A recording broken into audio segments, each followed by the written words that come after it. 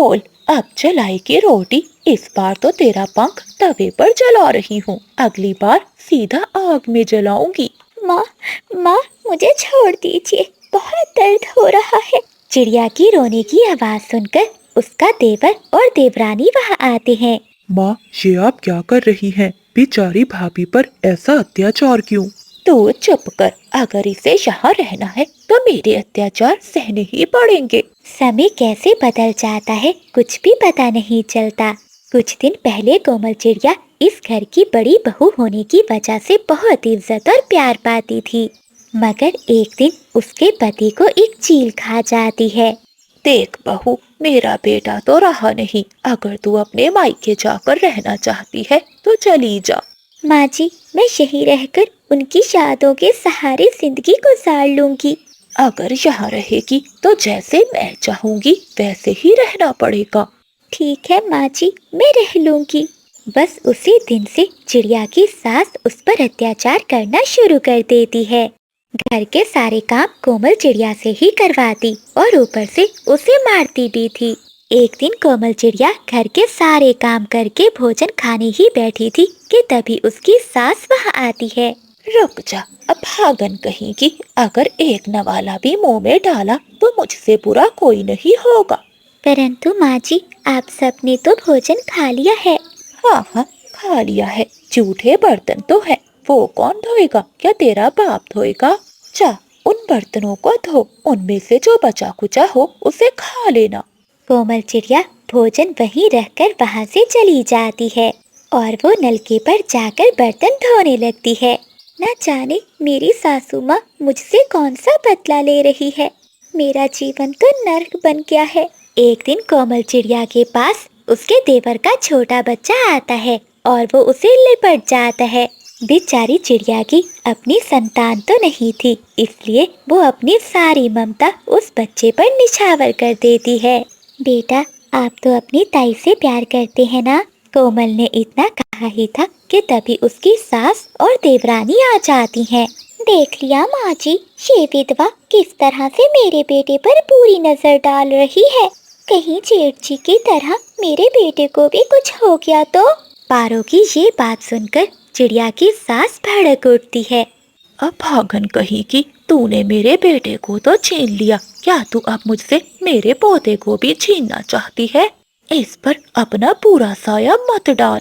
माँ जी, ये आप क्या कह रही हैं? मैं उनसे भी प्यार करती थी और आप सबसे भी करती हूँ, फिर मेरा साया बुरा कैसे हो सकता है? पीछे खड़ा देवर ये सारी बातें सुन रहा था। वो वहाँ आता है और अपनी माँ से कहता है, माँ, आप तो अब हद पार कर रही हैं। मुझसे भाभी की ऐसी हालत नहीं देखी जाती। अगर नहीं देखी जाती तो जा, तू भी निकल जा यहाँ से। इस घर में रहना है तो मेरी मर्जी चलेगी। अरे कैसी माँ हैं आप और कैसी सास हैं। बस अब मैं आपके साथ एक पल भी नहीं रहूंगा। ऐसा कहते हुए गुस्से में कोमल चिड़िया का देवर अपनी पत्नी और बेटे को लेकर वहाँ से चला जाता है। अपने बेटे के छोड़कर जाने का दोष भी सावित्री कोमल पर ही डालती है। अब भागन कहेगी, मेरे एक बेटे को तो खा गई, अब दूसरे को भी घर से निकलवा दिया। ऐ ऊपर वाले, तू इसकी अर्थी क्यों नहीं उठा लेता? उस दिन के बाद से सावित्री को कोमल चिड़िया एक आंख भी नहीं भाती थी। वो हमेशा उसे मारती रहती थी। एक दिन कोमल चिड़िया जंगल में तोते सब्जी वाले से सब्जी खरीद रही थी कि तभी उसकी सास वहाँ आती है। तेरी इतनी हिम्मत कि तू घर से बाहर निकली? वो माँ जी, घर में सब्जियाँ खत्म हो गई थी, इसीलिए सोचा कि बाहर जाकर सब्जी ले आती हूँ। मैं मर गई हूँ क्या? तू चल, तू जल्दी से घर में चल, तुझे अच्छे से सबक सिखाती हूँ। अपनी सास की बात सुनकर चिड़िया वहाँ से अपनी सास के साथ घर आ जाती है। घर आते ही उसकी सास झाड़ू से चिड़िया को मारने लगती है। मेरे मना करने के बावजूद भी तूने घर से बाहर कदम रखा, आज मैं तुझको नहीं छोड़ूंगी। माँ जी मत मारिए, मुझसे गलती हो गई, आइंदा कभी ऐसा नहीं करूँगी। अगर करेगी तो ऐसे ही मार खाएगी। एक दिन कोमल चिड़िया को कबूतरी उसकी माँ का बताती है। अब मैं क्या करूँ, मेरी माँ बीमार है, अब उनसे मिलने तो जाना ही होगा। कोमल चिड़िया अपनी सास के पास जाती है। माँ जी, मेरी माँ की तबीयत बहुत खराब हो गई है। अगर आप कहें तो क्या मैं अपनी माँ से मिल आऊं? बस थोड़ी देर के लिए, मैं मिलकर जल्दी आ जाऊंगी। देख ली, अगर घर से बाहर कदम रखा तो घर में घुसने नहीं दूंगी। ऐसा कहते हुए चिड़िया की सास वहाँ से चली जाती है और कोमल चिड़िया बहुत दुखी हो जाती है। अरे हाँ, कल तो माँ जी अपनी सहेली से मिलने जाएंगी। उन्हें आने जाने में समय लगेगा, तब तक मैं अपनी माँ को मिलकर वापस आ जाऊंगी। अगले दिन जब चिड़िया की सास घर से निकल जाती है तो चिड़िया अपनी माँ से मिलने चली जाती है। माँ, कैसी हैं आप? बेटी, तू मेरी छोड़ अपनी सुना। तू कैसी है बेटी? मुझे तो हर समय तेरी ही चिंता होती है। माँ, आप मेरी चिंता ना किया करें, आप अपना ख्याल रखना। अब मैं चलती हूँ। फिर कोमल चिड़िया अपने ससुराल वापस चली जाती है, मगर उसकी सास उसे घर जाता हुआ देख लेती है। तेरी इतनी हिम्मत, मेरे कहने के बावजूद भी तूने अपने कदम मेरे घर से बाहर रखे। अब तू मेरे घर में नहीं रह सकती। चल निकल जा यहाँ से। ये कहकर चिड़िया की सास उसे घर से बाहर निकाल देती है और फिर वो अकेली घर में रह जाती है। अच्छा ही हुआ मेरे घर से चली गई, मेरे बेटे को खा गई ये अभागन।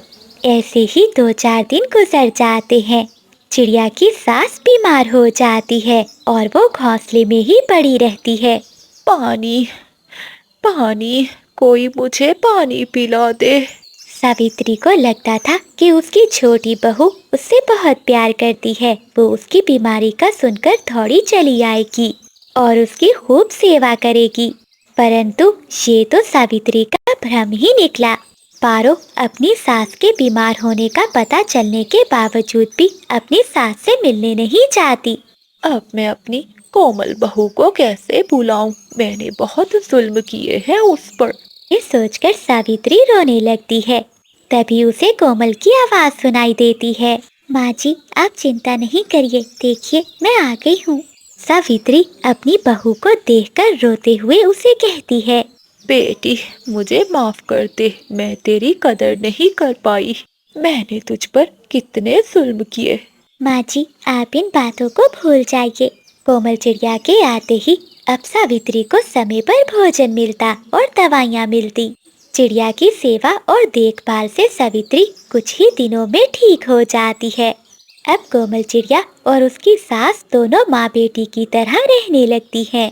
कुछ दिनों बाद कोमल चिड़िया के कहने पर चिड़िया की सास अपने बेटे को मनाकर वापस अपने घर ले आती है।